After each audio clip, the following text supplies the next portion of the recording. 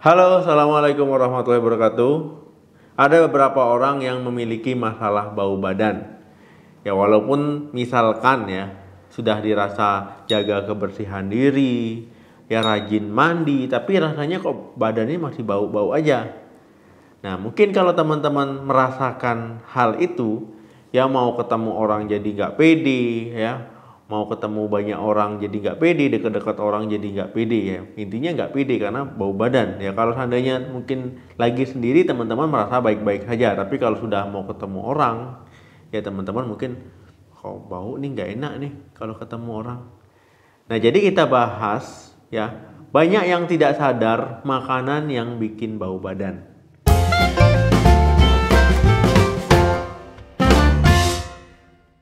Bau badan memang dipengaruhi oleh keringat yang teman-teman keluarkan.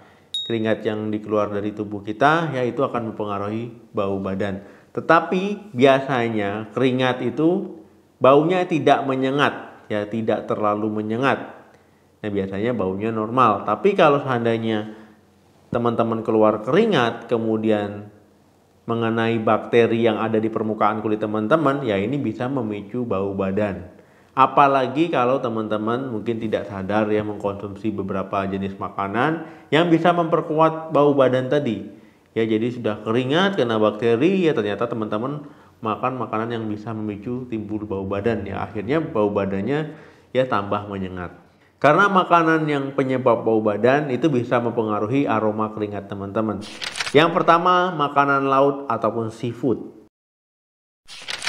Beberapa jenis makanan laut ataupun seafood ya ini bisa mempengaruhi aroma badan teman-teman, ya bisa memicu timbulnya bau badan yang menyengat. Nah, tetapi itu nggak semua orang. Ya ada beberapa orang yang ketika makan seafood yang berlebihan, makan seafood yang banyak, ya akhirnya aroma badannya jadi menyengat, ya jadi timbul bau badan. Nah, ini orang-orang yang mengalami gangguan metabolisme, trimetilaminoria. Nah, trimetilaminoria ini ya ketika orang makan seafood yang banyak, yang berlebihan, ya tubuhnya nggak bisa mencerna dengan baik, ya memproses dengan baik. Akhirnya bisa mempengaruhi aroma dari tubuhnya. Yang kedua, bawang putih. Nah, bawang putih ya mungkin mudah sekali kita jumpai di dapur kita sendiri. Kemudian bawang putih juga bermanfaat bagi tubuh kita, ya sudah ada dijelaskan di video-video saya tentang manfaat bawang putih. Ya walaupun bawang putih bermanfaat, ya memiliki manfaat yang baik untuk kesehatan, tetapi teman-teman jangan mengkonsumsi terlalu banyak, terlalu berlebihan.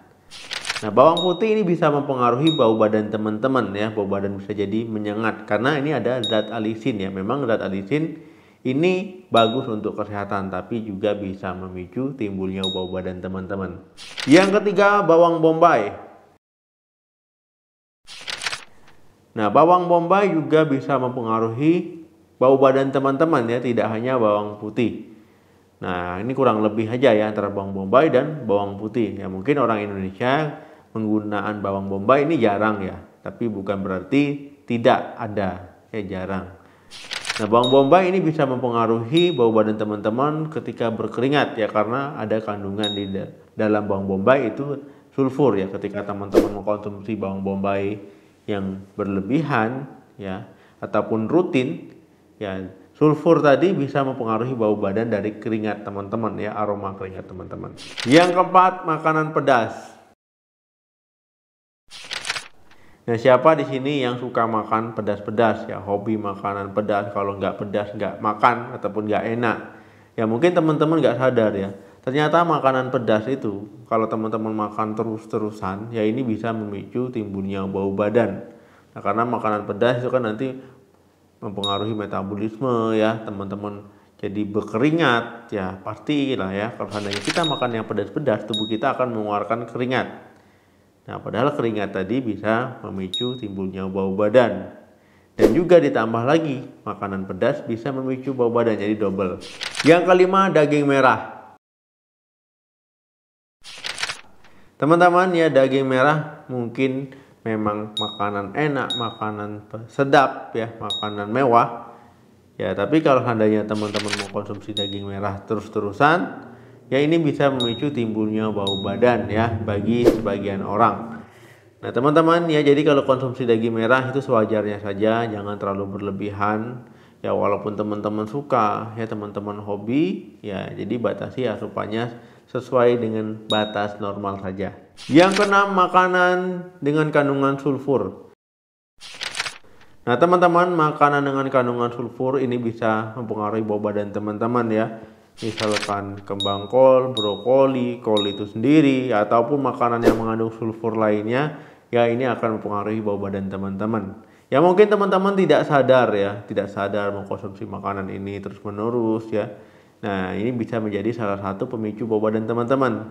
Nah karena sulfur tadi, ya ini bisa diserap oleh tubuh, ya kemudian akan mempengaruhi jumlah keringat yang keluar dari tubuh teman-teman, yang akhirnya mempengaruhi aroma tubuh teman-teman.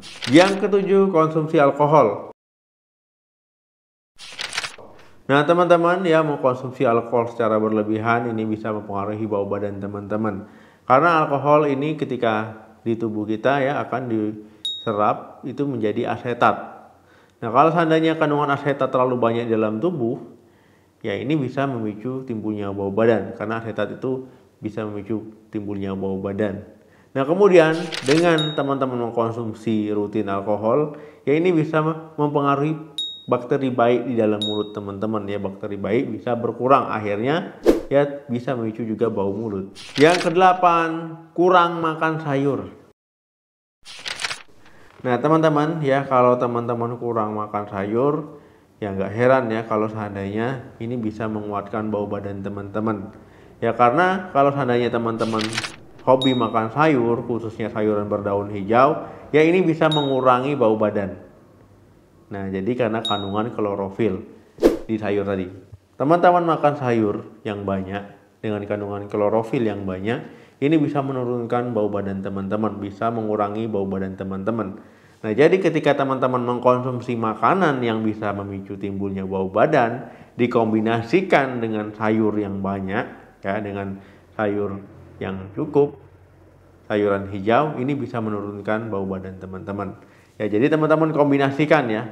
Makan ini ditambah makan sayur. Ya, makan ini ditambah makan sayur. Pokoknya harus ada sayur ya, sayuran berdaun hijau. Ya, ini cara menyiasatinya supaya teman-teman tidak timbul bau badan yang menyengat. Oke teman-teman ya, semoga bermanfaat. Sampai ketemu lagi di video saya selanjutnya. Jangan lupa like, share, dan komen. Salam sehat, sampai jumpa.